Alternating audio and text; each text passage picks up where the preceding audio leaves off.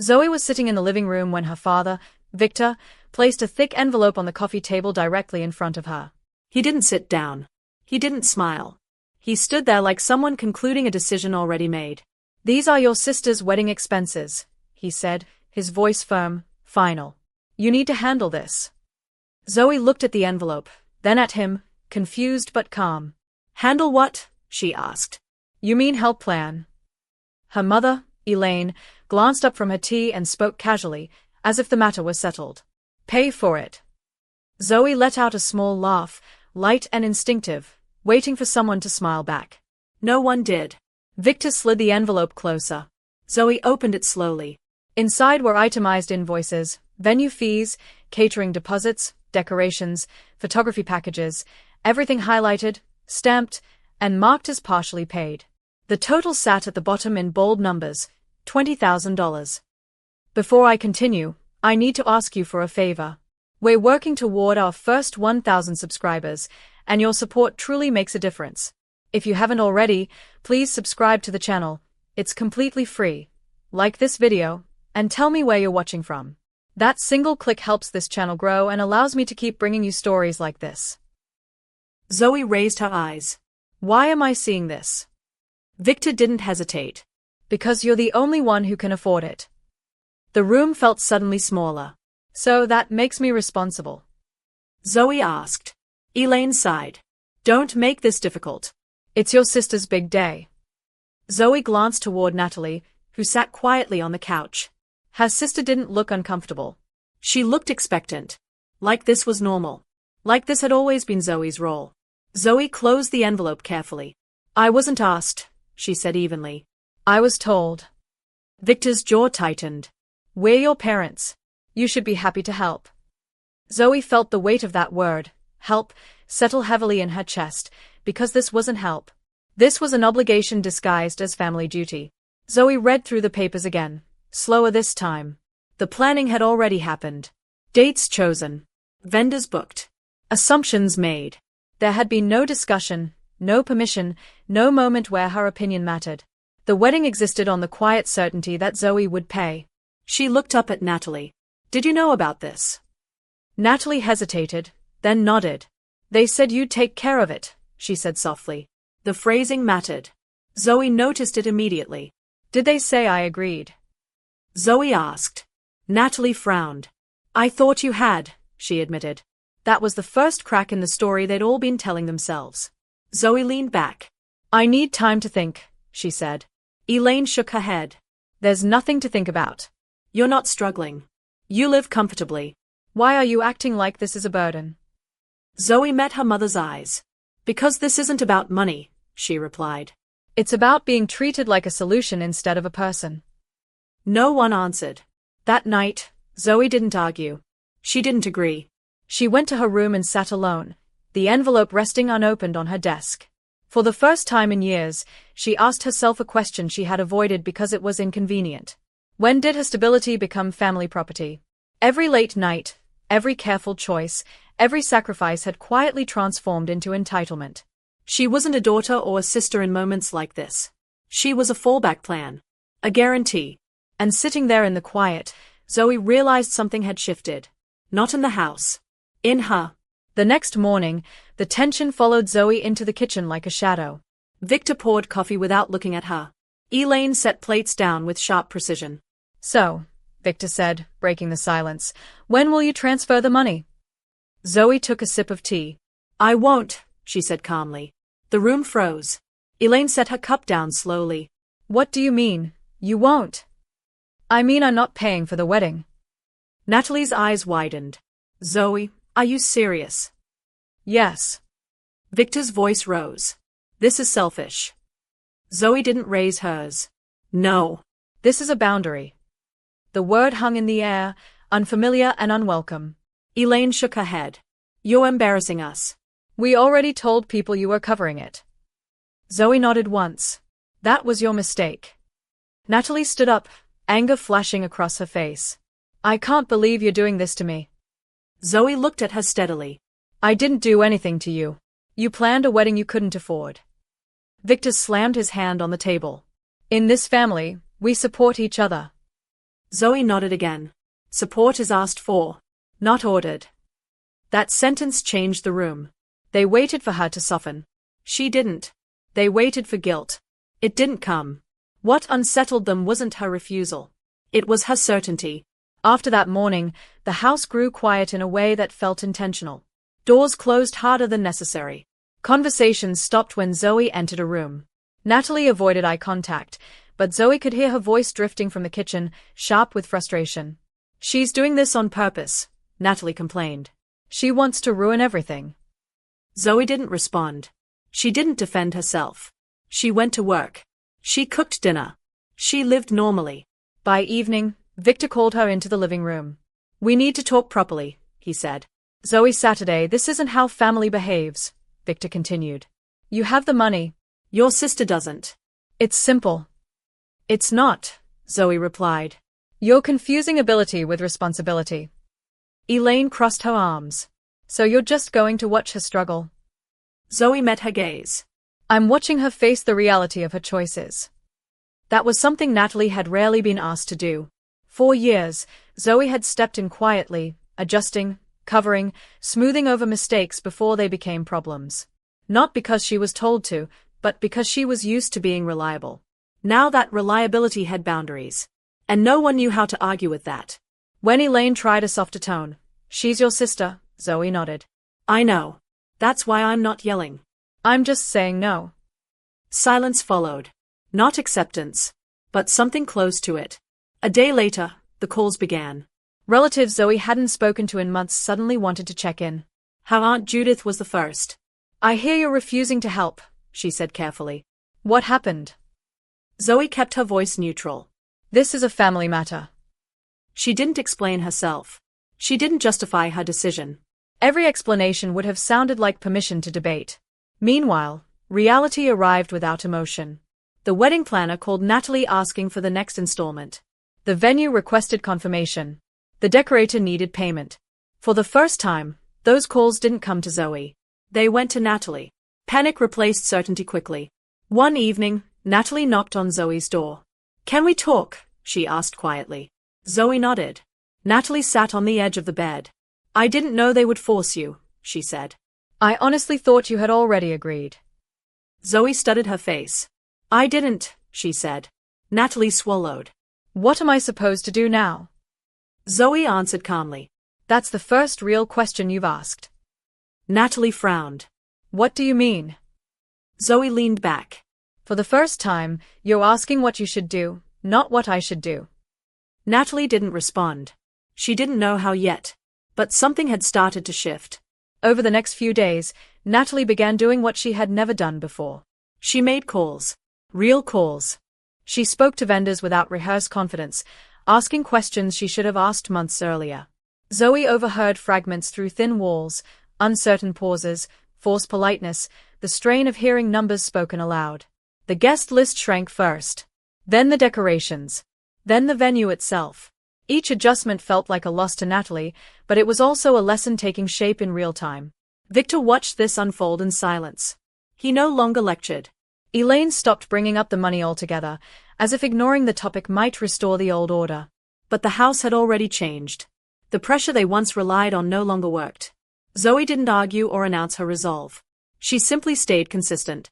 That steadiness made everyone uncomfortable because it offered nothing to push against. One evening, Victor muttered, almost to himself, "You've changed." Zoe looked up from her book. I haven't, she said. I just stopped saying yes automatically. He didn't respond, but the words stayed with him. For the first time, the family had to operate without Zoe smoothing the edges. And without her intervention, the consequences felt sharper, but also more honest. By the end of the week, Natalie's frustration softened into something quieter.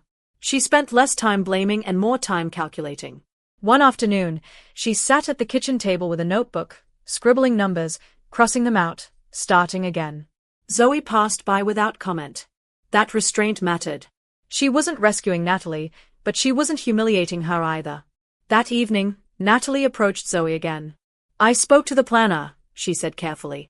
We're switching to a smaller venue. Zoe nodded. That makes sense. Natalie hesitated. I didn't realize how much everything added up. I just kept thinking it would work out. Zoe met her eyes. It always did, she said. Because someone else made it work. Natalie looked down. That was the truth she hadn't wanted to examine. The wedding wasn't collapsing. It was becoming real. Each compromise felt uncomfortable, but it also brought a strange relief. The expectations were finally aligned with what she could manage. For the first time, Natalie wasn't planning around someone else's resources. She was planning around her own. The shift didn't go unnoticed. Victor grew quieter, his authority less automatic now that it wasn't being reinforced.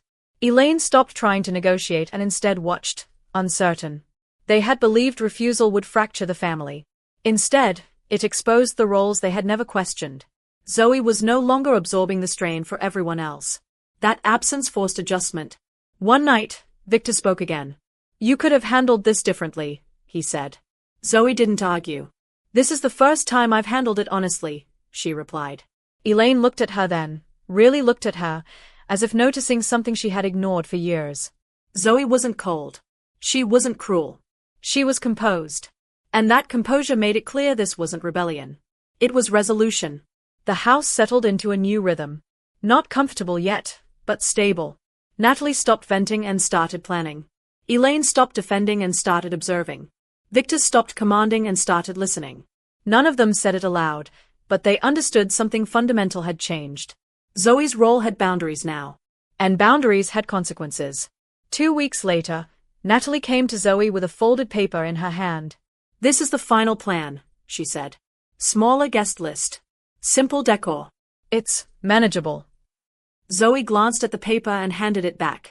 Good, she said. Natalie lingered. I'm sorry, she added quietly. Zoe didn't respond right away. This wasn't about apology. You planned your life around someone else's wallet, Zoe said gently. That's never safe. Natalie nodded slowly.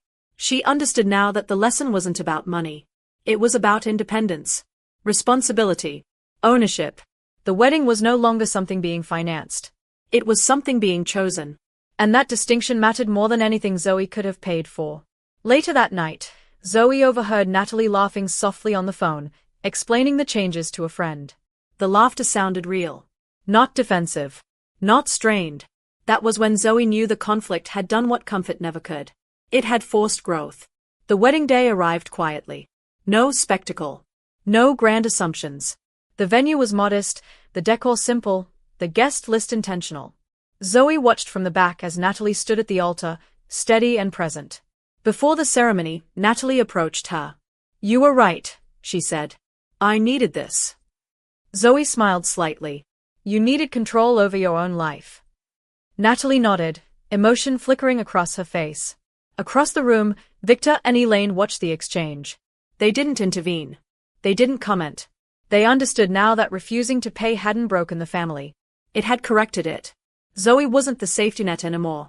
She was just herself, respected, heard, and no longer expected to disappear into obligation. As the ceremony began, Zoe felt something unfamiliar settle in her chest. Not guilt. Not relief. Clarity. And that clarity stayed with her, long after the music faded. After the wedding, the house didn't immediately return to normal. Instead, it settled into something quieter and more deliberate. Conversations were slower. Requests were phrased carefully. Zoe noticed the change most in the small moments. Elaine asking instead of assuming, Victor pausing before speaking, Natalie handling her own follow-ups with vendors without forwarding emails to Zoe out of habit. It wasn't dramatic, but it was real. Zoe felt lighter, not because a burden had been lifted, but because it had never been hers to carry in the first place. One evening, as she washed dishes, Elaine stood beside her and spoke softly. We didn't realize how much pressure we were putting on you. Zoe didn't rush to respond. Pressure doesn't feel like pressure when it's familiar, she said. Elaine nodded, absorbing that. For the first time, Zoe sensed reflection instead of defense. The family wasn't healed overnight, but it was adjusting, learning how to exist without leaning on her silence. Victor took longer. His pride didn't bend easily. But one afternoon, as he helped move boxes in the garage, he spoke without his usual authority. I thought I was teaching responsibility, he said. I see now I was avoiding it. Zoe looked at him, surprised by the honesty. You wanted things to work out, she replied. So did I. We just had different roles. Victor nodded slowly. He wasn't apologizing outright, but he was acknowledging the truth. That mattered. The balance between them shifted, not equal, but fairer. Zoe wasn't seeking validation. She wanted recognition. And for the first time, she had it. The unspoken expectation that she would always step in had loosened its grip. Natalie changed the most. Responsibility suited her better than Zoe had expected. She became more confident, less reactive. When problems came up, she faced them directly instead of deferring them. One night, she sat with Zoe on the porch. "I didn't know how much I depended on you," she admitted. Zoe smiled faintly. "Neither did you." Natalie laughed, then grew serious. "Thank you for not rescuing me." Zoe met her gaze. "I didn't do it for you," she said honestly. "I did it so we could have a real relationship." Natalie nodded, understanding that this version of closeness was stronger than obligation had ever been. Weeks passed. The story faded into memory, but the lesson stayed. Zoe noticed it at work, too. How easily she set limits now, how rarely guilt followed. Saying no didn't feel sharp anymore. It felt precise. She realized that boundaries didn't create distance. They created clarity. And clarity made room for respect. Family gatherings grew easier. Lighter. Not because everyone agreed, but because expectations were finally spoken instead of assumed.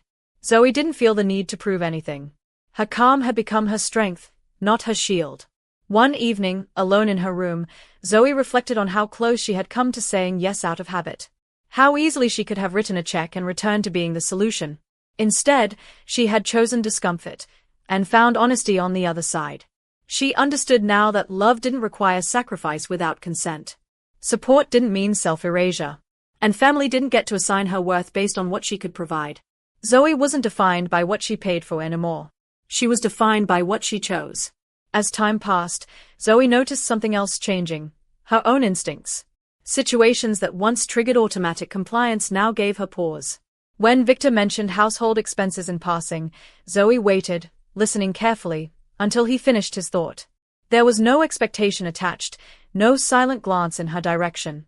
Elaine had begun to handle matters directly, budgeting, planning, adjusting. The family was learning to function without outsourcing responsibility to Zoe's reliability. It wasn't perfect, but it was progress. Zoe didn't feel hardened by the experience. She felt steadier. Boundaries hadn't made her distant. They had made her present in a way she hadn't been before.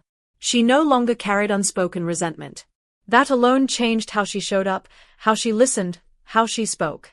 Natalie's marriage settled into a rhythm that reflected the wedding itself, simpler, intentional, grounded. She talked openly about money now, about planning, about limits. One afternoon, she shared a small victory with Zoe. "We paid off the last vendor," she said, smiling with genuine pride. Zoe smiled back. That pride was earned. It hadn't been bought or transferred. It belonged to Natalie alone. Zoe realized then that refusing to pay hadn't deprived her sister of anything essential. It had given her something more valuable than comfort, competence. The thought stayed with Zoe, reshaping how she understood generosity. Victor and Elaine adjusted more quietly. They stopped telling stories that framed Zoe as the provider. When relatives asked questions, Elaine answered simply, without blame or defense. "Everyone handled what they could," she said. The narrative shifted. Not dramatically, but truthfully. Zoe noticed the relief in herself when she heard it. She hadn't asked for recognition. She had asked for accuracy. And accuracy had finally arrived. Family gatherings no longer felt like negotiations. They felt like conversations. That difference mattered. One evening, Victor sat with Zoe on the porch as the sun dipped below the horizon. "I worried you'd pull away," he admitted.